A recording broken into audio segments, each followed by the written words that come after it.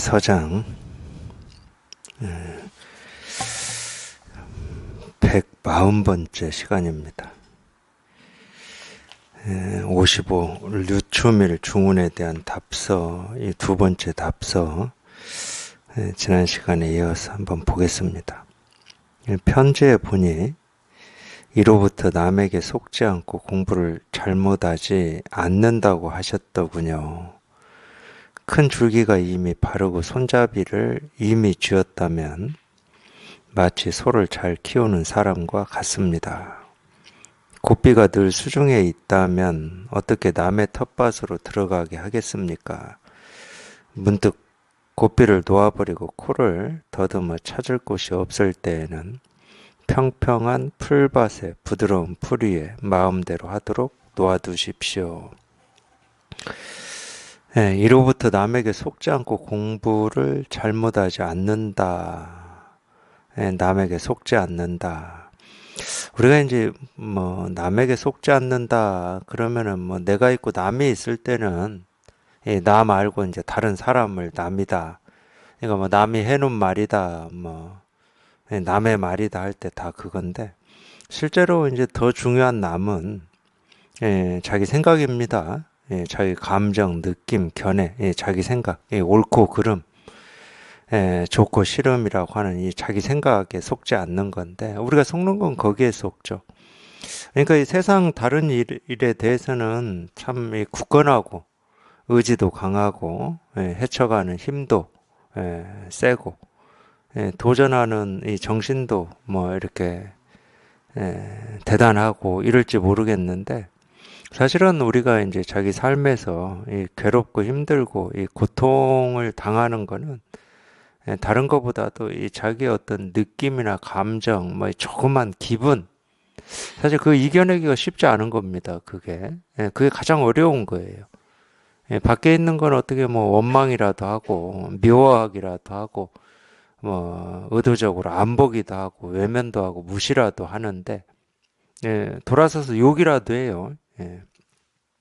근데 자기 이 감정 느낌, 이 자기 조금만 이 생각, 사실은 그게 이제 사실은 쉽지가 않죠. 물론 이제 어떤 느낌이나 감정이나 생각 모든 게 다 그런 건 아니에요. 일상적으로는 우리가 크게 그렇게 힘들이지 않고 어떤 느낌 감정을 잘 이렇게 넘어갑니다. 배가 파도를 타듯이 이렇게 넘어가는데 어떤 경우는 참 그게 쉽지가 않죠. 아주 이제 조그만 건데 그게 자기 스스로 어떤 문제로 느껴지고 아픔으로 느껴지고 고통으로 느껴질 때는 조그맣지가 않죠. 굉장히 난관이죠, 난관. 그래서 남에게 속지 않는다는 말은 자기 생각, 느낌, 감정에 속지 않는다는 겁니다. 왜 그러면은 이 자기 감정이나 느낌, 생각에 속지 않는다 이렇게 얘기를 하냐면은 우리가 이제 이 실상에 이렇게 통하고 보면 어떤 그런 연관 관계나 이유를 알아서 그러는 건 아니에요. 물론 이제 그렇게 말은 할 수는 있어요. 감정이든 느낌이든 생각이든 기분이든 전부 그냥 우리가 실상이라고 하는 거예요. 여기에서 생기고 사라지는 모습이고 형상일 뿐이다. 그러니까 그런 선시 같은 게 있는데 옛날에 토방이 있었잖아요. 토방. 이 달이 뜬 날 이 달빛이 토방을 이렇게 시간 지남에 따라 쓸고 지나가잖아요. 근데 이 달빛이 아무리 토방을 쓸고 지나가도 이 토방은 달빛에 조금도 이 간섭을 받지를 않습니다. 흔들리질 않아요. 뭐 하나 바꿀 수가 없습니다. 그런 표현이 좀 맞죠. 그러니까 온갖 느낌, 감정, 기분, 견해, 이런 게 생기고 사라지는데 그냥 어떤 것도 흔들리지 않고 파도 타듯이 위로 갔다 내려왔다.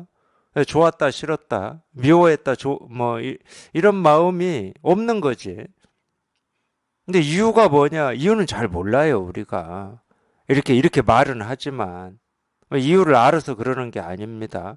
그냥 이 실상에 통해 보면 그래. 그러니까 자기도 희한하다고 그래.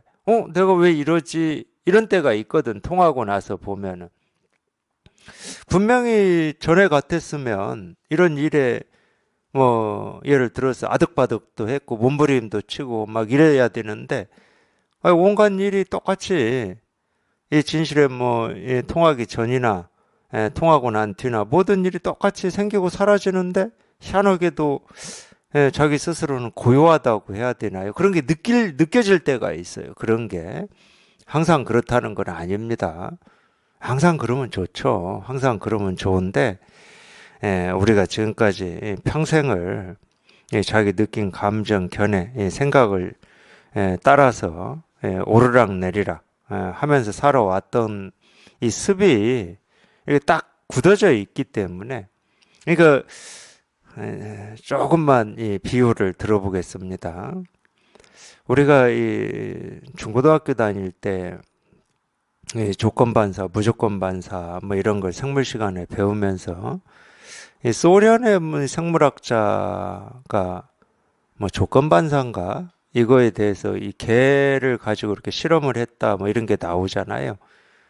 그리고 지금도 뭐 동물 우리 훈련시킬 때 개나 훈련시킬 때 그렇게 시키잖아요.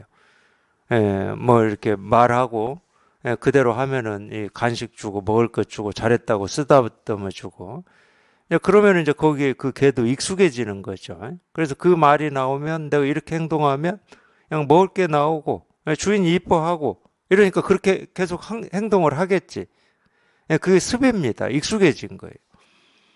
그걸 뭐 조건 반사라고 하든 무조건 반사라고 하든 사람도 똑같아요. 그냥 이런 상황이다 그러면은 그냥 기분이 나빠요.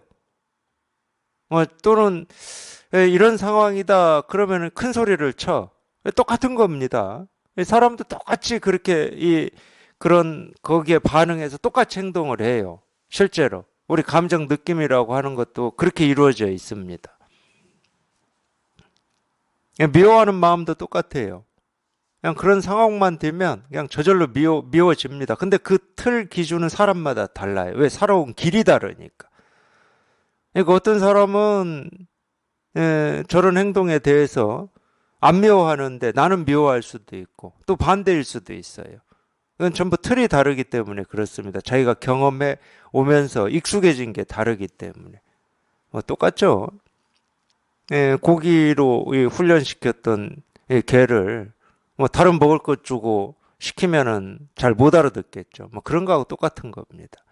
그래서 우리 이 느낌, 감정, 기분, 이 견해, 좋고 싫음, 옳고 그름, 뭐 뜻, 의미, 가치라고 하는 그걸 세계관이라고 해도 좋고 가치관이라고 해도 좋은데 이거 전부 그냥 평생 살면서 익숙해진 자기 습일 뿐이에요. 그 이상도 아니고 그 이하도 아닙니다. 그러니까 그 상황이 되면 그러니까 그대로 발동하는 겁니다. 그대로. 그러니까 하여튼 그런 거에 따라서 떴다 가라앉았다만 하면서 살았기 때문에 우리가 이제 그걸 분별심이라고 그러는데 그러다가 이제 여기 이렇게 통하면은 희한하게도 이전하고 똑같이 내가 싫어하고 좋아하고 뭐 화나고 미워할 일이 생기는데 그런 게 안 생기는 거지. 달리 얘기하면. 그러니까 괜히 내가 왜 이렇게 차분해졌지? 조용해졌지? 왜 화가 없어졌지? 이런 느낌들이 있습니다. 체험하고 지내시면서. 그 이유는 몰라요. 이유는 뭐 우리가 억지로 설명을 하는 거지. 화도 느낌도 감정도 전부 그냥 이 하나의 모습이고 형상일 뿐이다. 또는 이 화, 느낌, 감정, 견해라고 하는 건 허망한 거고 진짜는 그냥 우리 본래 마음이라고 하는 이거다. 그러니까 이 진짜를 이제 실감을 했기 때문에 헛개비에 속지 않는다. 뭐 이렇게 이 얘기를 해요. 그런 면이 없는 건 아니야. 이런 말을 듣고 보면 그럴듯하기는 해요. 그럴듯하기는. 내가 지금까지는 어떤 상황이나 조건이나 뭐 이런 거를 진짜라고 여겼는데 자기가 이 진실을 깨닫고 보니까 이게 진짜가 아니고 그냥 이게 진짜다. 이런 느낌이 있어요. 그렇다고 이 진짜라고 하는 이게 어떤 이렇게 모습으로 또는 우리 생각으로 느낌으로 감정으로 어떤 거다 할 수 있는 어떤 것이냐 그건 아닌데 진짜라고 할 게 따로 없는데 실은 이 느낀 감정을 떠나서 이 진짜라고 할 게 따로 없는데 희한하게 이제 그런 이렇게 경험이 되고 그렇게 체험이 되니까 우리가 그렇게 이 얘기를 하는 겁니다. 억지로. 억지로 얘기하는 이런 말에 설득되면 안 돼요. 이런 말을 이해하셔도 안 되고. 이유는 몰라. 이유는 모르는데 그냥 일이 없어. 이전하고 달라 뭐가. 그러니까 자꾸 생각은 전하고 다르다 그러면 뭐가 다르지? 왜 다르지 하고 그 뭐라고 하는 것도 찾고 싶어 하고 왜라고 하는 것도 찾고 싶어서 자꾸 돌아갑니다. 얘는. 얘가 돌아가니까 설명이 되는 거야. 근데 설명되지 않고 설명하지 않아도 자기 마음이 거기에 쫓아가지 않고 아무 일 없으면 됐지. 그 왜인지를 알아야 됩니까, 우리가? 그 왜인지 아는 거하고 마음이 아무 일 없는 거하고는 아무런 상관이 없어요. 오히려 왜인지 알려고 하면 또 마음이 시끄러워져. 그래서 체험을 해서 그냥 이 일 없음에 이 감이 생겼다. 그러면은 그냥 이 일 없음에 익숙해지면 돼요. 거기에 말을 갖다 붙일 필요가 없어. 이유를 갖다 붙일 필요가 없고. 원인을 알려고 하지 마세요, 원인을. 원인을 알려고 하는 게 우리 분별심의 가장 큰 특징이에요, 특징. 우리는 원인을 알고 싶어 해요. 그러니까 이 태어난 것도 내가 왜 태어났지 이래요. 태어난 이유를 알고 싶어. 뭐 태어나는데 무슨 이유가 있겠습니까? 뭐 누가 와서 점지했어요? 또 태어나서 사는데도 또 이유를 알고 싶어요. 왜 내가 살지? 어떻게 살아야지? 하고 또 이 이유를 알고 싶어요. 물론 이제 이런 이유를 알고 싶어하는 이런 목마름이 잘 해가지고 우리가 이 마음 공부를 이 발심하는 인연이 되고 계기로 되면 걔는 지 역할을 다 한 거예요. 이제 알고 싶은 이 근본 원인은 하나밖에 없어. 그냥 우리가 깨달음이라고 하고 실상이라고 하는 여기에 통하는 이거밖에 없는 거지. 그렇게 되면 참 그 목마름은 이유를 알고 싶고 원인을 알고 싶고 왜 태어났고 어떻게 살아야 되고 뭐 이런 궁금증이 이 마음 공부에 발심이 되는 인연이 됐다 그러면은 그 뒤는 이제 이미 타고 지난 뗏목이기 때문에 그 뗏목 이고 다닐 필요는 없습니다. 그냥 오로지 여기 한번 통해서 그냥 모든 의문, 의심이 한번 다 사라져야 되는 거죠. 그러니까 평생을 우리는 그 이유, 왜, 어떻게, 그걸 헤아리면서 생각하면서 살아왔습니다. 꼭 무슨 답이 있어야 될 것 같아. 그러니까 이 공부하시는 분들도 이 도가 뭐지 하는 이 도라고 하는 답이 있어야 될 것처럼 깨달음이 뭐지 깨달음이라고 하는 어떤 답이 있어야 되는 것처럼 뜰 앞에 측백나무다 이렇게 답을 했더니 왜 이 도를 뜰 앞에 측백나무라고 했는지 또 이 답이 있어야 되는 것처럼 거기에 무슨 연관관계가 있어야 되는 것처럼 이렇게 생각하시거든요. 그러니까 끊임없이 의심이 끊어지지 않는 거죠. 하나가 풀어지면 또 다른 의심이 생겨날 수밖에 없는 거죠. 아무 연관관계 없어요. 달마가 서쪽에서 온 뜻하고 뜰 앞에 측백나무는 아무런 연관관계가 없어. 왜? 왜 연관관계가 저거 없다고 그러겠습니까? 달마하고 뜰 앞에 서 있는 측백나무는 둘이 아니에요. 왜 둘이 될 수가 없어. 그냥 자기 스스로일 뿐이야. 뜰 앞에 측백나무만 그러겠습니까? 지금 눈에 보이는 어떤 일도 달마가 서쪽에서 온 그 뜻, 이 달마하고 둘이 될 수가 없어요. 이게 우주의 실상이거든요. 둘이 될 수가 없기 때문에 그러는 거예요. 그게 무슨 뭐 심오한 뜻이 우리가 알지 못하는 뜻이 있는 게 아니에요. 따로따로 있다고 여겨지는 이 하나하나의 일들이 실제로는 따로따로 있지 않습니다. 그냥 굳이 얘기하면 그렇게 이 우주라고 하는 게 이 가장자리가 있고 틀이 있고 크기가 정해져 있지는 않지만은 비유로 하자면은 이 우주를 우리 몸뚱아리라고 쳐요. 우리 몸뚱아리가 우주다. 그러면 몸뚱아리를 구성하는 요소는 수천 수만 가지잖아요. 머리카락도 있고 코도 있고 입도 있고 눈도 있고 그다음에 목도 있고 뭐 팔도 있고 손가락도 있고 이 손가락 마디도 있고 이 수천 수만 가지가 있지만 이 손가락 하나 움직이나 뭐 이 말 한마디 하면서 이렇게 입을 벌렸다 닫았다 하는 거나 눈을 껌벅이는 거나 그냥 이 몸 하나입니다. 몸 하나의 이 작용이고 행위예요. 이 몸을 떠나서 따로 눈을 깜박일 수가 없고 손가락을 끄덕일 수가 없어요. 이 몸을 떠나서 할 수는 없지 이거는. 그렇다고 이 손가락 하나 이렇게 끄덕끄덕 하는 게 몸이다 이럴 수는 없죠. 이것만 몸은 아니니까.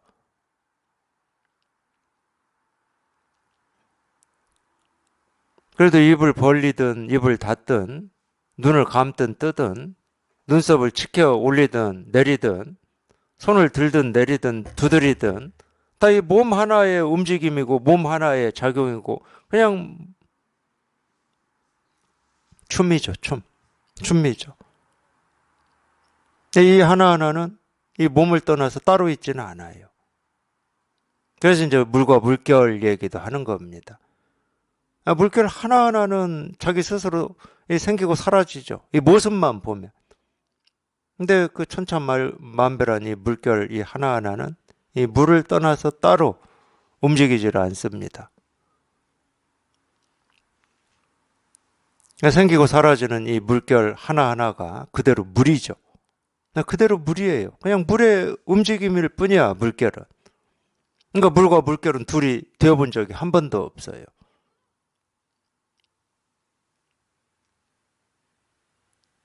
똑같은 거예요. 우리가 보고 듣고 느끼고 경험하는 하나하나는 그냥 이 마음의 모습이고 형상일 뿐이야. 따로 있을 수가 없어. 그러기 때문에. 과거에 살다가 죽은 뭐 사람이다 하더라도 따로 있을 수는 없어요.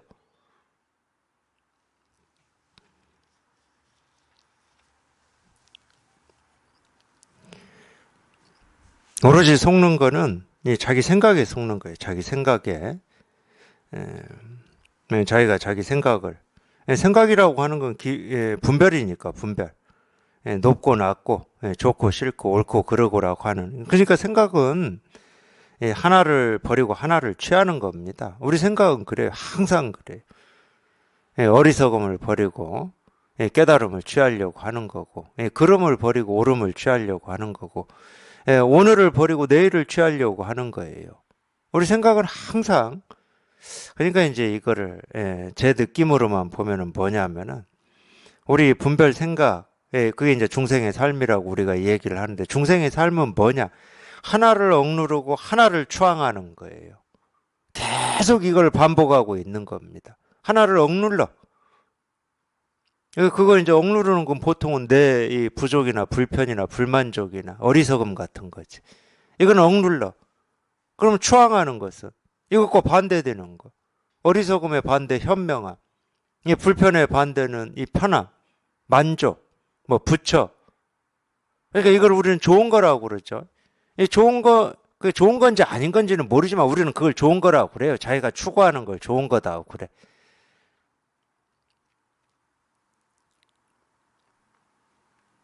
그러니까 자기가 추구하는 이 좋은 거는 항상 추앙해. 그걸 붙들려고 애를 쓰고 몸부림을 치고 달려가. 그러면서 지금 있는 거는 계속 억누르고. 그러니까 힘든 거죠. 하나는 억누르고 하나는 들어 올리니까. 이게 이제 우리 중생의 분별심입니다. 그러니까 언제 어느 때나 그냥 있는 그대로를 볼 수가 없어요. 있는 그대로라고 하는 거를 한 번도 경험해 본 적이 없어. 자기가 보고 듣고 느끼고 경험하는 게 옳은 거고 현실이지. 현실이라고 하는 이 말처럼 참 이 비현실적인 말이 없어요. 우리가 똑같이 현실이라고는 말을 쓰니까 똑같은 이 전제 조건, 내가 쓰는 현실이라는 이 단어와 듣는 사람하고 이 현실이 똑같다고 착각하는데 굉장히 비현실적인 말입니다. 현실이라는 이런 개념에는 이 현실이 없어요, 실제로는. 그래서 현실을 바꿔야 된다 그러는데 현실을 바꿔야 된다 하는 순간 내가 보고 싶은 현실인 거고 상대는 상대가 보고 싶은 현실이지 거긴 현실이 없어요. 다 비현실만 있어.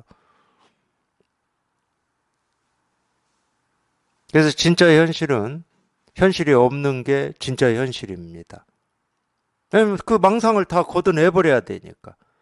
각자가 그리고 있는 현실을 다 걷어내버려야 되니까. 그럼 그게 진짜 현실이라고 그러는 거예요. 사람마다 보세요. 자기가 처한 조건, 상황을 다 현실이라고 그래요. 근데 그 자기가 처한 조건, 상황은 사람마다 다 다르거든. 그럼 진짜 현실은 뭐야?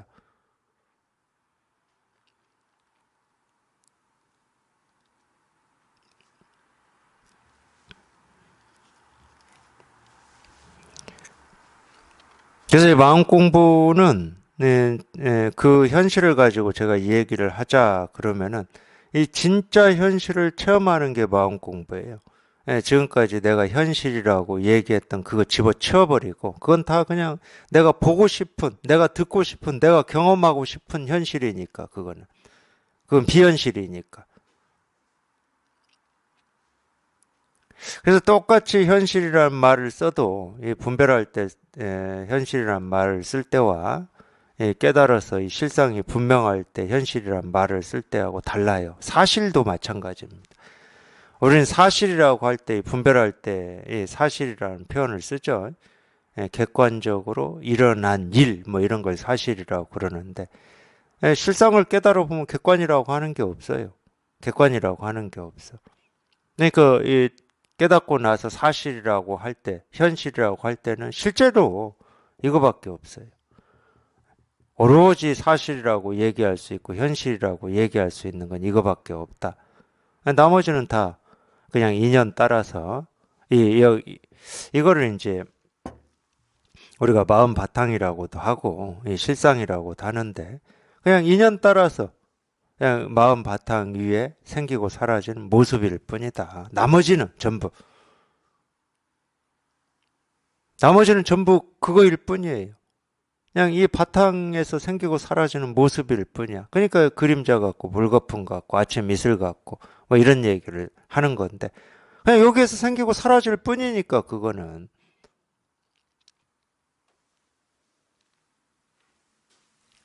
그냥 인연 따라서 이 모습 저 모습으로 생기고 사라질 뿐이니까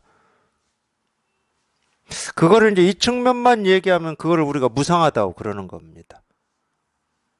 늘 생기고 사라지니까 무상한 거지. 어떤 것도 고정되어 있는 게 없으니까 무상한 거지. 근데 모습은 늘 생기고 사라지는데 우리가 이 마음이라고 하는 이거는 생기고 사라지는 게 아니야. 그냥 늘 항상해. 그러니까 이건 항상하다고 그래요. 이건 항상하다고 그래. 근데 이 항상한 이 마음은 이 마음이라고 하는 흰 바탕을 지키고 있질 않아. 늘 여기에. 그러니까 거울과 같다고 그러는 거예요. 거울은 이 텅 빈 이 거울 모습으로는 있어 본 적이 없어요. 단 한순간도, 단 하루도. 어떤 거울을 한번 보세요.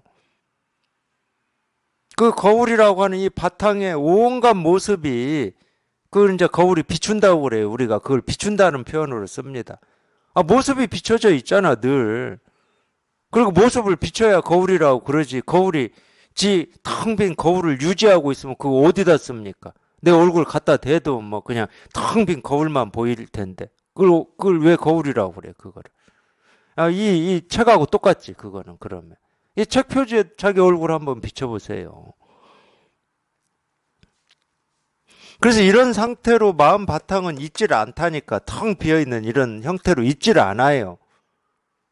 이 거울처럼 늘 항상 언제 어느 때나 모습을 드러내고 있는 거지. 그게 이 우주잖아. 우리가 지금 발 딛고 살아가는 이 우주잖아.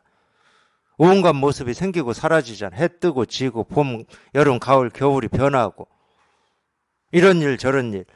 이 감정 느낌도 마찬가지죠. 늘 생겼다 사라졌다 생겼다 사라졌다. 끊어짐 없이 이어지고 있잖아.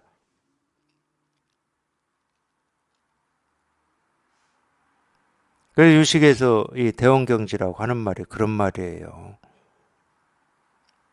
그리고 뭐 유식에서만 그런 게 아니죠. 불교에서도 교리에서도 얘기를 하죠. 이 우주는 하나의 마음일 뿐이다. 이렇게.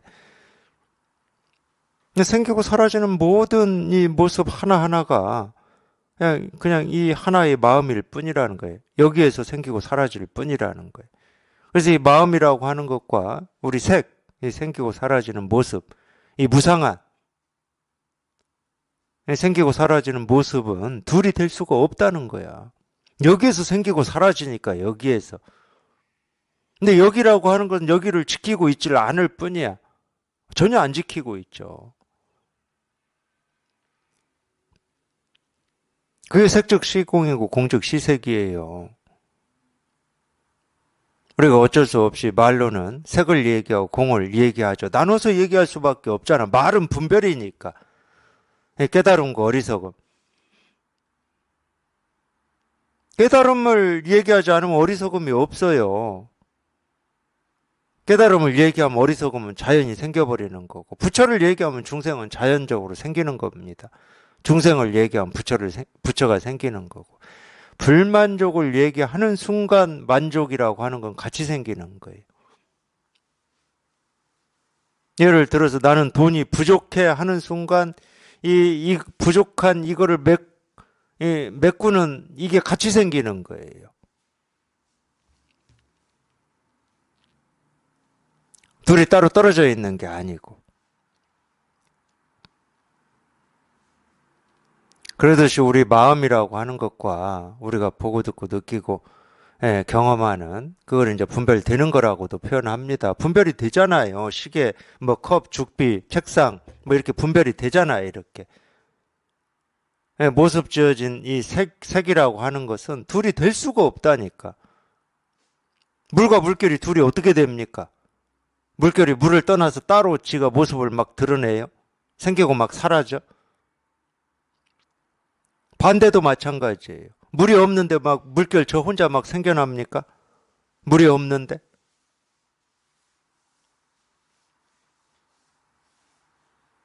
근데 실제로는 우리 마음이라고 하는 이 본래 마음이라고 하는 게 없다 그러면 온갖 색이 없어요. 이 우주가 없어. 세상이 없어. 우주 세상이 없는데 뭐 이 몸뚱아리는 얘기할 것도 없죠. 자기가 그렇게 귀하게 여기는 뭐 나라고 하는 그건 말할 것도 없어요. 그러니까 이 마음이라고 하는 게 이렇게 변하지 않고 항상하게 있으니까 온갖 것들이 생기고 사라지고 자유롭게 뛰어노는 거지. 정말로 만물이 자유롭게 뛰어노는 겁니다. 그게 이 세상이에요. 만물이 자유롭게 뛰어노는 세상을 만들려고 애쓸 필요가 없어. 이 세상은 본래부터 만물이 자유롭게 뛰어노는 겁니다.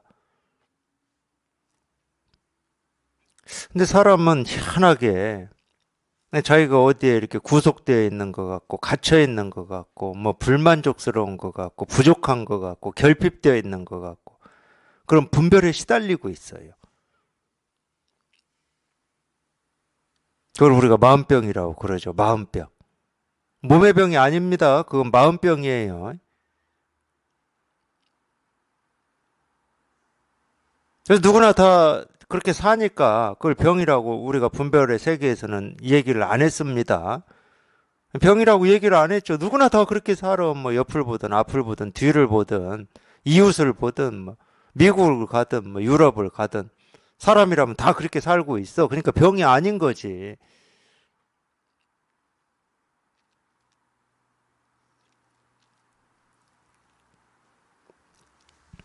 근데 희한하게 또 이 깨달음이라는 말이 나오기 전에도 저는 그랬을 것 같아요. 그게 그렇게 누구나 다 그렇게 사니까 이게 인생이고 이게 삶이고 해서 그냥 그게 저절로 수용이 되고 저절로 아무 일이 없으면 아무렇지 않은데 그게 안 돼. 사람은. 이게 전부야? 이렇게만 살다가 죽어야 되면은 뭔가 억울한 것 같고 다 하지 못한 것 같고 진짜 억울하죠. 뭔가 이 갈증이라고 하는 게 있어요. 뭐 그걸 의구심, 의문이라고 해도 좋고 뭔가 있긴 있어. 이렇게만 사는 게 100% 만족스럽지가 않아. 어떤 사람도.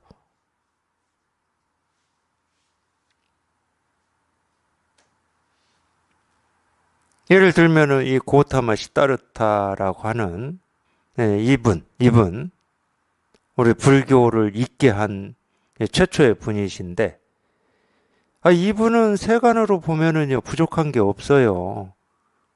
시간만 지나면 자기가 왕이 되는 왕자였지. 뭐 재산이 없습니까? 뭐 여자가 없습니까? 뭐가 없어요, 이 사람이. 근데 그런 조건과 그런 환경이다 하더라도 사람이 100% 만족이 되냐? 안 돼.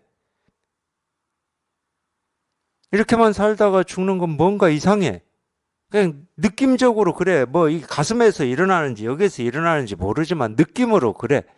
그게 느낌인지도 사실은 모르지. 근데 뭔지 모르지만 그래요. 그러니까 인류가 생기고 나서 뭐 제가 뭐 그건 확신할 수는 없어요. 이 종교적인 이런 게 없어 본 적이 없습니다. 그냥 먹고 사는 게 전부였냐? 그럴 수가 없어요. 그냥 뭐 추운 거 피해서 집 짓고 먹고 살고 이게 전부냐? 그럴 수가 없어. 아무리 잘 먹고 잘 살아도.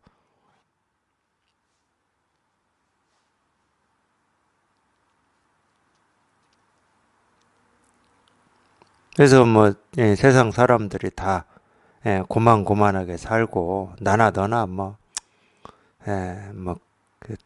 똑같이 이게 인생이지 해도 그렇게 자기를 좀 위로하고 싶으니까 그 말도 할 뿐이지 뭔가 이렇게 쓸쓸하고 이게 다가 아닌 것 같은데 뭔지는 모르니까 그냥 이 주변 보니까 다 그렇더라. 뭐 역사로 봐도 그렇고 경험으로 봐도 그렇고 지금 사는 모습들 봐도 그렇고 이렇게 위로를 좀 하고 싶어서 그러는 거지. 어떤 그 목마름 갈증이라고 하는 거를 해결을 못 합니다. 그러니까 이 사람만이 종교가 있잖아요. 근데 종교라고 하는 건 그걸 해결하는 그걸로부터 출발을 한 거죠. 불교가 대표적으로 보여주는 거예요. 뭐 다른 종교는 뭐 제가 언급할 필요가 없고 불교가 대표적으로 보여주고 있잖아요. 하필 이 불교를 전한 이 첫 번째 분이 고타마 시타르타야. 왕자고 가진 거 많고 뭐 부족한 게 아무것도 없는 세간적으로는 세상적으로는 그렇다는 거예요. 근데 그것도 아까도 제가 이 얘기를 했지만 우리한테 어떤 목마름이 있고 이게 해결이 안 되면은요. 천금이 있어도 소용이 없어요. 천금이 있어도. 우리가 생각으로는 뭐 이 부도 쌓을 수 있고 명성도 쌓을 수 있고 권력도 쌓을 수 있을 것 같지만 자기 마음의 어떤 감정, 느낌, 기분 풀리지 않는 어떤 이 목마름 같은 게 있으면 천금이 있어도 소용이 없어요. 그러니까 몰래 맨발로 성을 나갔잖아요. 도망쳤습니다. 쉽게 말하면 도망쳤어요. 아버지, 어머니가 안 놔주잖아. 결혼도 그래서 일찍 시켰어요. 자꾸 딴 생각하니까 아빠 엄마가 볼 때는 자꾸 저놈이 딴 생각만 해. 어떻게 하면은 이 왕자 수업 잘 받아가지고 왕위를 계속 받아서 이 나라를 잘 통치하고 백성을 다스릴 건지 이쪽 생각을 해야 되는데 딴 생각만 해 보면은 세간에서는 아무 쓸데없는 생각. 그러니까 이제 자꾸 이제 그런 생각 못하게 열심히 뭔가를 했어요. 보면 그런 게 기록이 그렇게 기록을 해놨더라고. 막 연회도 열고 막 재밌게 하려고. 근데 하필이면 연회 열어가지고 진탕 놀고 술 마시고 해가지고 골아 떨어졌을 때 그 밤중을 틈타서 도망 나갔다고 그러죠.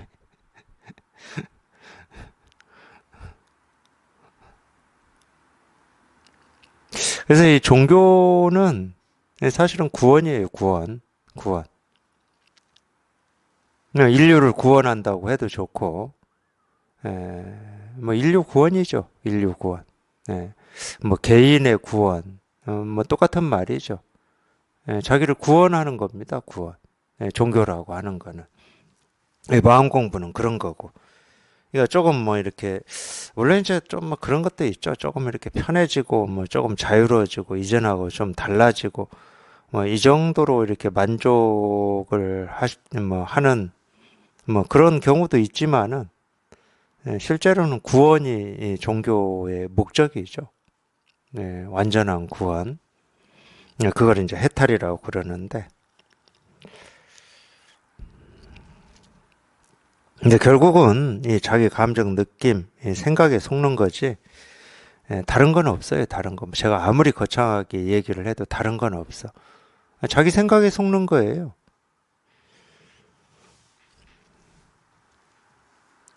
근데 이제 여기 이렇게 통하고 나면은 남에게 속지 않는다. 그렇게 자기 스스로 이렇게 안정감이 들 때가 있어요. 여기 통하고 나서. 이제는 더 이상 내 생각이나 느낀 감정에 속지 않겠구나. 뭐 이런 거. 속지 않고 공부를 잘못하지 않는다고 하셨더군요. 큰 줄기가 이미 바르고 손잡이를 이미 쥐었다면 마치 소를 잘 키우는 사람과 같습니다. 이제 이건 뭐 많이 들어보셨죠? 소 키운다, 모구. 신무도에서 공부하는 거를 이제 10가지로 이야기를 하는데, 이제 모구, 여기서 이제 모구를 모구는 여기에서도 얘기하지만 큰 줄기가 이미 바르고 손잡이를 이미 쥐었다. 손잡이를 쥐었다는 말은 무슨 얘기냐면, 우리가 칼을 잡으려면 이 칼날 쪽을 잡으면 안 되잖아요. 칼날 쪽을 잡고 휘둘러서 문제를 뭐 자기 장애되는 일들을 없애려고 하면은 장애되는 일을 없애기 전에 자기 손이 먼저 베버립니다. 근데 이게 우리가 이 중생심으로 세상 이 자기 삶을 산다는 건 뭐냐면은 자꾸 이 칼날 쪽에서만 뭔가를 해결하려고 하는 거예요. 손잡이를 딱 쥐면은 마음껏 휘두를 수가 있는데 휘둘러도 손이 안 배. 손잡이 쪽은. 근데 칼날 쪽을 잡고 뭔가를 해결하려고 하니까 이쪽을 잡으니까 손이 벨 것 같아. 그럼 칼 등으로 살짝 손을 옮겨가서 그걸 자꾸 휘두르려고 그러면 불편해 또. 힘이 안 들어가고. 다행히 칼등만 잡아가지고 해결될 문제도 있긴 있겠죠. 예를 들어 사과를 반쪽 내야 된다. 그건 그 정도 가지고 돼. 근데 칼등 잡고 다른 더 센 것을 휘둘러서 베낼 수는 없잖아. 그러면 이제 불편하고 힘드니까 또 다르게 잡아보려고 그래. 계속 이 손잡이를 못 잡고, 손잡이 아닌, 이 칼날 쪽에서만 왔다 갔다 이리 해보고 저리 해보는 게 사실은 중생의 삶입니다. 위태위태해요, 중생의 삶은. 실제로.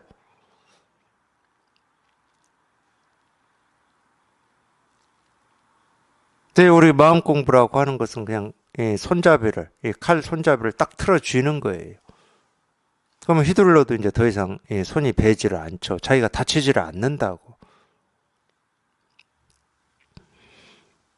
그래서 손잡이를 이미 쥐었다면 마치 소를 잘 키우는 사람과 같습니다. 그러면은 이제 소는 시간만 지나면 저절로 커지죠. 손잡이를 딱 쥐고 있으면 다칠 일이 없으니까 소는 이제 저절로 시간만 지나면 커집니다. 고삐가 늘 수중에 있다면 어떻게 남의 이제 이 뒤에는 이제 이 모구가 나오고 이 모구 다음에는 에, 그거는 제가 좀 그걸 외워가지고 조금 이렇게 잘난 체를 해보려고 그래도 좀 외워놓기는 외워놔요. 근데 또 잊어먹어. 안 쓰니까.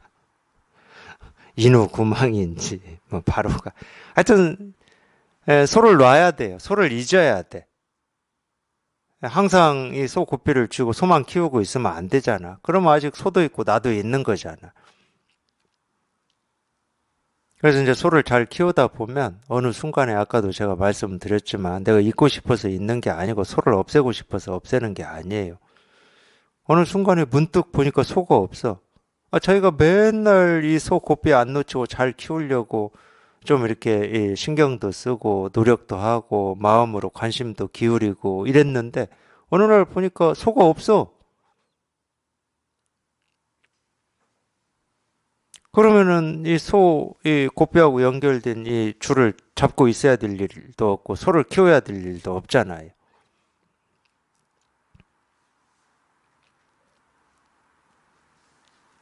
그거는 내가 이 어떤 그런 목적을 가지고 뜻을 가진다고 해서 사라지는 게 아닙니다. 목적을 가지고 뜻을 가지고 하는 거는 전부 유의고 조작이고 힘쓰는 거예요.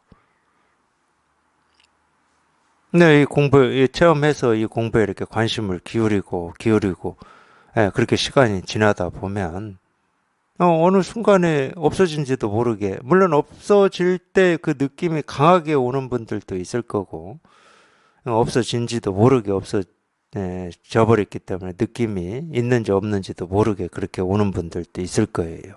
그건 사람마다 그 느낌이 다른 거니까. 소가 없어. 소가 없으면 어떻게 되겠습니까? 소를 키워야 될 나도 없는 거야. 소를 키울 때나 내가 필요한 거지 소가 없는데 내가 필요치 않잖아요. 그런 느낌이 많이 들었어요, 저도.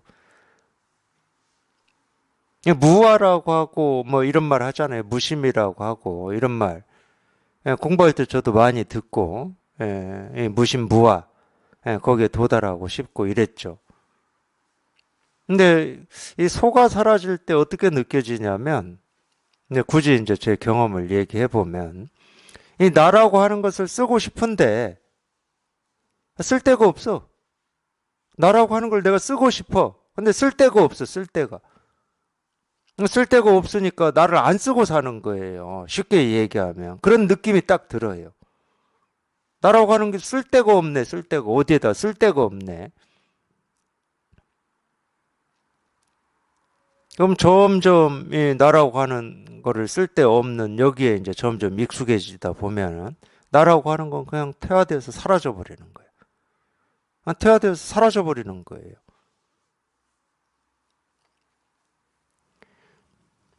그래서 이제 이런 얘기를 하는 겁니다.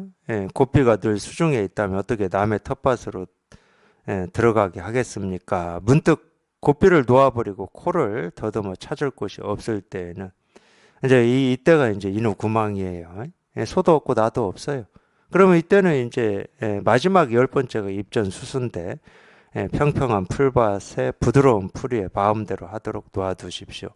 이제 이 풀밭인데 이 풀밭은 당연히 불교에서는 이 풀이 중생의 세계거든. 그래서 이 머리도 그래서 깎잖아요. 이 중생의 세계입니다. 이 풀밭은. 근데 그냥 중생의 세계, 이 풀밭 그대로가 그냥 평평한 부드러운 풀밭이야. 부드러운 풀밭. 신경 쓸 게 없고 걸리는 게 없고 장애가 되지 않고 그냥 마음껏 먹을 수 있는 양식이지, 양식. 이 우리가 이 법을 이 마음의 양식이라고 그러잖아요. 이거 마음껏 그냥 이 법의 양식을 먹고 뛰어놀고 자유롭게 사는 거죠. 그럼 중생의 세계 그대로가 부처의 세계인 거죠. 중생의 세계에 사는데 중생의 세계에 오염되질 않아요. 오염될 데가 없어. 또 실제로는 중생의 세계가 없어. 중생의 세계라고 할 게 없어. 중생의 세계가 없기 때문에 부처의 세계도 없어. 세간도 없고 출세간도 없어. 여기로 좀 끌어올려고 제가 세간도 얘기하고 출세간도 얘기하는 거지. 세간이 있고 출세간이 있어서 세간에서 출세간으로 건너와야 됩니다. 이거 하려고 하는 게 아닙니다. 제가 끌고 오고 싶은 세계는 이 세계예요, 이 세계. 이 세간도 아니고 출세간도 아닌 이 세계야.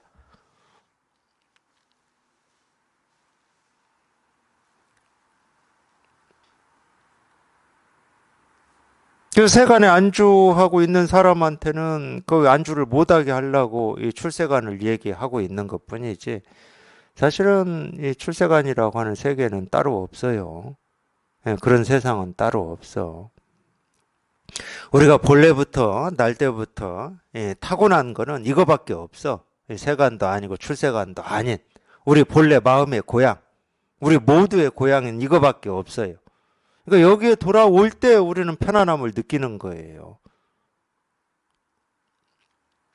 그러니까 이 세계로 좀 들어오라고 안내하려고 제가 이 온갖 얘기를 할 뿐인 거지. 제가 이 얘기하는 어떤 말에도 거기에 해당하는 뜻은 없어요. 그런 나라도 없고. 그냥 그냥 이거예요. 그냥 이거. 그냥 이 세계. 굳이 말하면 이 세계.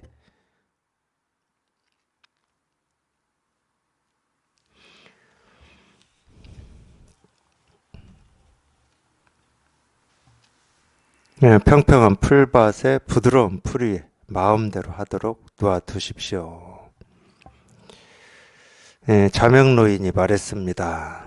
사방으로 놓아버리고 가로막지 마라. 팔방으로 얽매임 없이 마음대로 돌아다녀라. 끝마치려 한다면 다만 고삐를 던져버려라. 그러니까 이 공부하는 분들이 이 고삐를 쥐고 있는 거는 이 깨달음밖에 없어요. 우리가 굳이 얘기하면 법이라고 하는 이 실상, 이 도, 또는 뭐 체험, 견성, 이거밖에 없어. 마음 공부하는 분들은 그 고삐밖에 없지. 그걸 쥐고 있는 거지. 처음에는 자기가 그걸 쥘 것 같은데 새로운 세계잖아. 이 분별의 세계, 이 중생의 세계만 살다가 그걸 이제 또 불교에서는 욕계라고 그러는데 그러죠. 그런 세계만 살다가 이 불교라고 하는 이런 걸 접했어. 그럼 참 새로운 세계지. 그런 세계도 있어?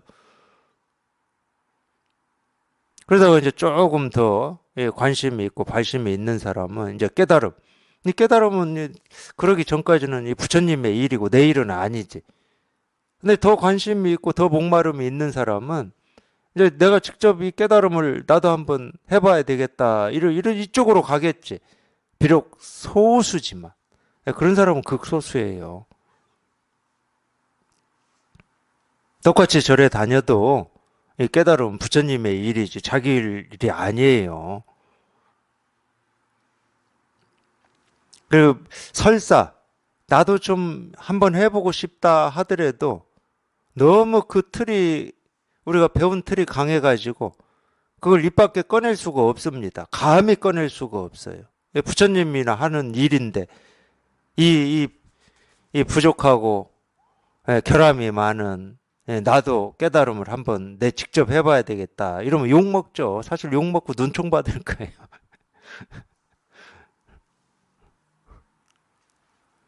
거기까지 발심하시는 분들은 극소수예요. 극소수.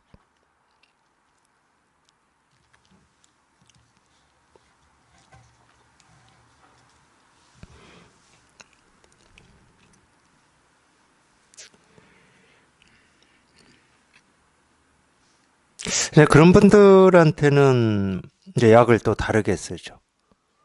세간이 전부인 줄 아는 사람들한테는 어떤 우리가 쉽게 얘기하는 이 불교 교리에서 얘기하는 방편을 씁니다. 죄행무상이다, 뭐 또는 일체계고다, 뭐 이런 방편을 쓰죠. 그 전부가 아니다. 그러니까 어찌 보면은 우리 이 가슴에서 이 열망하고 하는 거를 이렇게 조금씩 이렇게 자극해서 그 열망을 이렇게 깨우는 역할이다. 이렇게 얘기할 수도 있습니다. 누구나 갈증은 있으니까, 누구나 있으니까.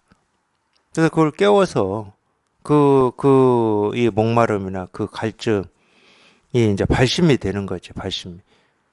그래서 나도 한번 깨달아 봐야 되겠다. 이제 그 정도를 우리가 이제 상근기라고 그래요. 상근기. 불교에서는. 그 정도가 상근기입니다. 좀 그렇잖아요. 부처님이 하신 일을 나도 좀 해봐야 되겠다. 이 상근기잖아. 그런 사람들한테는 부처님이 깨달은 이거를 직접 얘기하죠. 바로 얘기합니다. 이 세계다. 이 세계다. 모습 없는 세계고 경계 없는 세계고 말로 가르쳐 줄 수 없는 거고 우리 생각으로 헤아릴 수 없는 거니까 네 스스로 여기서 직접 깨달아 봐라. 부처님이 깨달은 그거를 네 스스로 한번 직접 깨달아 봐라. 다른 방법이 없다. 이건 모습이 없고 설명될 수 있는 게 아니니까 뭐 전전긍긍을 하든 뭐 가슴이 답답해서 터질 것 같든 그건 모르겠고 그거는 네 스스로 직접 한번 해봐라. 이 마음이다. 2500년 전부터 전해온 마음은 이 마음밖에 없다. 이렇게 직접 가르치는 거예요. 그때는. 그래서 오로지 그냥 이 세계로 이렇게 좀 인도하고 싶은 거지. 이 세계로. 이 세계로 인도하고 싶어서 온갖 얘기를 할 뿐이지. 무슨 말에 진실함이 있지는 않습니다. 아직 이와 같지 않다면 마땅히 고삐를 단단히 쥐고서 우선 쓰다듬고 어루만지며 젖어들어야 합니다. 그러니까 이건 지금 제가 저번 시간에도 말씀드렸는데, 이 내용은 전부 이제 이 거사님이 어쨌든 체험을 하신 분이고, 체험 뒤에 공부에 대해서 이 얘기를 하시는 거니까 전부 이제 체험 뒤에 공부에 대해서 얘기입니다. 내용이 그래요. 하여튼 체험하고 나서 이렇게 해라 뭐 이런 말이에요. 먼저 이제 해본 입장이기 때문에 이런 말들은 자기 경험이 다 녹아 있는 겁니다. 쉽게 이만큼의 공부다 이러지 말고 고삐를 단단히 쥐고서 우선 쓰다듬고 어루만지며 젖어들어야 한다. 쓰다듬고 어루만진다는 말은 그만큼 이 법의 호의 속에 있는 거고 그만한 이 관심 속에 있다 그 말입니다. 공부가 충분히 익어지면 자연히 신경 써서 보호할 필요가 없습니다. 이게 분명한 거예요, 이게. 그렇게 공부가 되어지다 보면 뭘 되어진다고 하는지 뭐 그건 몰라요. 그것도 알 수가 없어. 그냥 그렇게 공부에 관심을 기울이고 시간이 지나다 보면 자기도 모르게 자연히 그런다잖아요. 자연히 저절로 자기가 이렇게 지켜야 될 법, 관심을 기울여야 될 어떤 깨달음, 이런 게 없어요. 그런 게 없어. 그러니까 우리는 이 법이 분명해야 된다 이런 말을 들으면 이 분명한 어떤 법이라고 하는 거를 있다고 생각하고 법이 분명해져야 된다 이러는데 사실은 그렇지가 않아요. 실제로는 공부를 해보면 뭐가 사라지냐? 법이 사라진다니까. 깨달음이 사라지고 실상이 사라져요. 법이 사라지고 없어요. 법이 사라지고 없고 굳이 있다 그러면 뭐가 있냐? 우리가 그냥 분별되는 이 세계가 있다니까. 보고 듣고 느끼고 경험하는 이 세계가 있어요. 근데 이제 이 세계는 우리가 분별할 때는 그냥 보고 듣고 느끼고 경험하는 이 세계가 전부인 줄 알았는데 이제 법이 사라지고 나서 보면 체험하고 법이 사라지고 나서 보면 그냥 이 세계 그대로가 그냥 굳이 얘기하면 법이고 깨달음이고 실상이고 도야. 그래서 이 당나라 때 선사가 설법할 때 그랬잖아요. 내가 이 불교를 공부하기 전에는 산이 산이었고 물이 물이었다. 근데 출가를 해서 불교 공부를 해보니까 이 산이 산이고 산이 아니고 물이 물이 아니더라. 그래서 이제 더 공부를 했더니 희한하게도 산은 산이고 물은 물이더라. 그래서 이 말을 해놓고 바로 묻잖아요. 거기에 모인 스님들한테. 그러면 내가 출가하기 전에 산은 산이요 물은 물이다 얘기했던 거하고 공부를 하고 나서 산은 산이요 물은 물이다 했던 거는 이 두 말은 같은 말이냐 틀린 말이냐.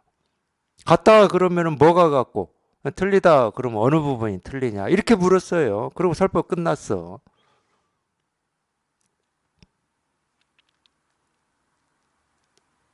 똑같은 얘기를 제가 하는 거예요.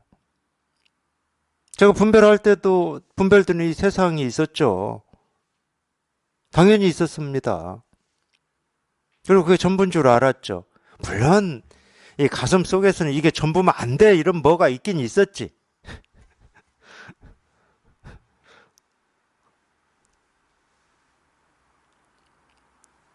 그래서 불교 공부를 하다가 우리가 이 견성이라고 하고 실상이라고 하는 여기 이렇게 통했어. 통하고 지금까지 이렇게 살았어요. 또 뭐 저한테 무슨 법이라고 하는 게 없어요. 있다 그러면은 이 분별되는 세상밖에 없어. 분별의 세계밖에 없어요. 분별 안 되는 거는 분별이 안 되는데 이걸 뭐 어떻게 얘기합니까? 있다고 해야 돼요? 없다고 해야 돼요? 분별할 때도 그냥 분별되는 이 세계가 있었다고 그러고 분별에서 벗어나서 이 법에 통했다고 하는데도 그냥 분별의 세계가 있고 법이라고 할 건 없다.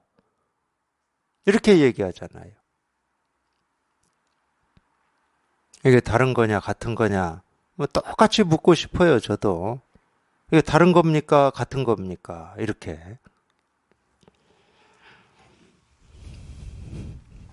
자기 스스로가 여기에서 얘기한 것처럼 이 공부가 충분히 익어져야 자기가 직접 그런 걸 경험을 해봐야죠. 자기가 직접 경험해 보지 않고서 이 같은지 다른지를 어떻게 얘기합니까? 이 얘기를 해봐야 다 머리로 얘기하는 거지. 알므로 얘기할 뿐이지. 생각으로 얘기할 뿐이죠. 직접 경험을 해야 돼.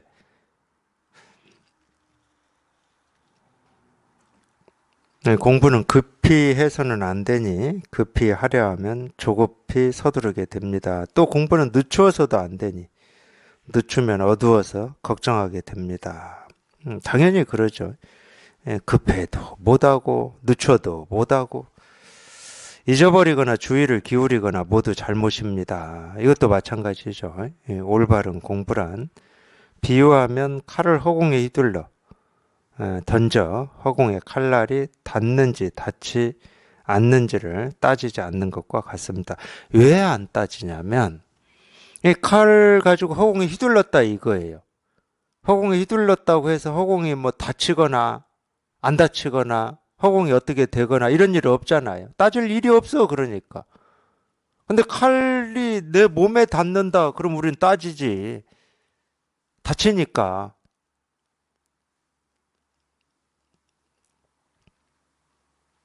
이 공부가 딱 이거하고 똑같아요. 이 칼날을 허공에 휘두른다. 이건 무슨 얘기냐면, 아니, 온갖 것들이 지금 허공에서 생기고 사라지잖아. 허공을 메꾸기도 하고, 또 사라져서 허공을 드러내기도 하고, 그러잖아요. 아까 제가 달빛 얘기했죠. 달빛이 토방을 쓸고 지나가는데, 토방이 조금도 토방에 영향을 미치지 않는다니까. 칼날을 허공에 아무리 휘둘러 보세요. 허공에 상처가 나는지. 안 나요. 그러니까 따지질 않는 거야. 따지고 싶은 마음이 없어. 따져야 되는데 내가 일부러 안 따지는 것도 아니고, 따지는 마음은 분별하는 마음이니까 분별을 내려놓아서 안 따지는 것도 아니라니까. 애초부터 따질 필요도 없고 따질 일도 없고 뭐 의심할 것도 없어. 뭐 아무리 휘둘러봐. 우리 삶이 그렇다고. 우리 삶이 그런 거예요. 지금까지 살아왔던 삶이든 앞으로 살아야 될 삶이든 다 자기 마음 바탕 위에서 온갖 것들이 생기고 사라질 뿐이지 다른 일은 없어요. 다른 일은 없어.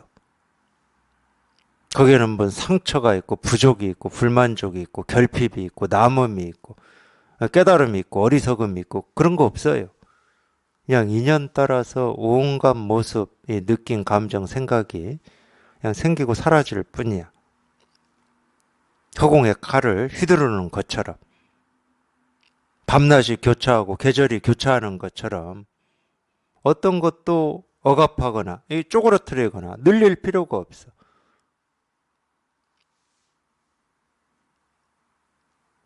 어둠이 밝음으로 되는 데에는요. 이 밝음이 어둠을 억압해서 밝음으로 되는 게 아닙니다. 어둠을 어디로 몰아내가지고 한쪽으로 저장해 놔서 밝음이 되는 게 아니에요. 손대지 않아요. 어둠을 손대지 않는다니까. 절대 손대지 않습니다. 똑같은 거예요. 똑같은 거. 우리 느낌, 감정, 생각이라고 하는 것도 인연 따라서 이 밤낮이 교차하듯이 생기고 사라질 뿐이기 때문에 손댈 이유가 없어. 손을 대니까 아파. 왜 아프냐? 손 대서 어떻게 하고 싶은데 어떻게 한다고 해서 어떻게 되는 게 아니니까 아픈 거야. 우리 마음으로는 내 삶이고 한 번밖에 없기 때문에 그냥 행복하고 자유롭고 그냥 이 세상에 있는 모든 천금을 다 가지고 싶다니까. 마음으로는, 생각으로는. 그게 됩니까? 안 되니까 힘든 거예요. 그냥 생각을 앞장세우고 분별을 앞장세우니까. 불가능한 것을 바라고 원하니까 아프고 힘들고 고통스러운 거지.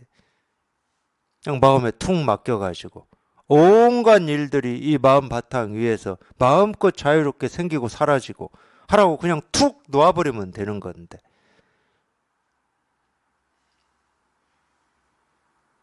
그러면 되는 일인데 내가 바라는 모습이나 바라는 일이 생겨야 된다고 가능하지도 않은 일. 가능하지도 않은 일이거든. 그러려면 뭐로 이 쪼잔한 이 사소한 것들을 바라고 원해요. 그러려면 제일 크고 중요한 걸 바라고 원하지. 영원히 죽지 않는 걸 바라고 원하면 되지. 뭐 하려고 그 쪼잔한 것들을 바라고 원해.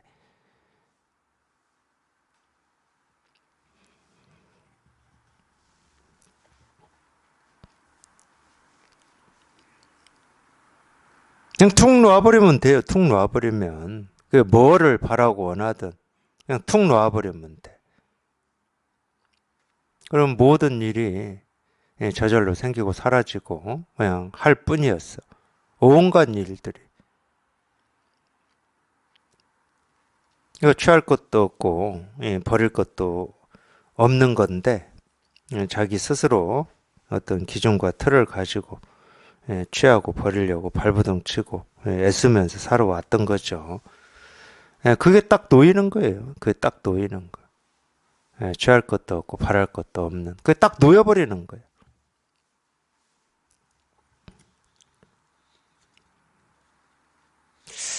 오늘 대서장에 그 내용이 나오긴 나오네요. 그 한 스님이 엄양존자였네요. 옛날 엄양존자가 조주에게 물었습니다. 한 물건도 가지고 오지 않을 때, 가져오지 않을 때는 어떻습니까? 조주 스님이 말했습니다. 내려놓아라. 엄양이 말했습니다. 한 물건도 가져오지 않았는데 무엇을 내려놓습니까? 조주 스님이 말했습니다. 내려놓지 못하겠거든 지고 있거라. 엄양은 이 말을 듣고 크게 깨달았습니다. 오늘은 딱 여기까지만 하겠습니다. 그냥 내려놓아라. 여기에서 그냥 깨달으면 되는데 거기에서는 못 깨달았어요. 아무것도 없는데 뭘 내려놓습니까? 그럼 계속 쥐고 있어라. 이러니까 거기에서 깨달았다는 거예요. 또 생각하시면 안 돼요. 왜 내려놓아라 할 때는 못 깨닫고 쥐고 있으라 할 때는 깨달았는지 또 생각하시면 안 돼. 그냥 깨달으려면 내려놓아라 하는 데서 깨닫든 지고 있으라 하는 데서 깨닫든 여기에서 깨닫든 그냥 곧장 깨달으면 돼요. 뭐 아무 연관관계 없어요. 뭐 지고 있는다고 깨달을 것 같으면 다 지고 다 깨달았네. 다 깨달았어. 뭐 계속 다 지고만 살았는데. 그리고 내려놓아서 깨달을 수만 있으면 다 내려놓았지. 근데 그게 내려놓고 지고 하는 걸 내 뜻대로 안 되는 걸 어떻게? 짐이라면 내가 어떻게 할 수가 있어. 내 뜻대로. 하나 더 지고 가든 내려놓고 가든 그건 내 뜻대로 하는데 우리 마음은 사물이 아니라니까. 내가 지고 가고 내려놓고 할 수 있는 그런 사물이 아니야. 지었던 내려놓았던 마음은 그걸 선택하지 않습니다. 그걸 선택하지 않아요. 그냥 늘 이럴 뿐이야. 늘 이럴 뿐. 그냥 늘 이럴 뿐이야. 그냥 이 일일 뿐이야. 이 일일 뿐. 그냥 이 일일 뿐.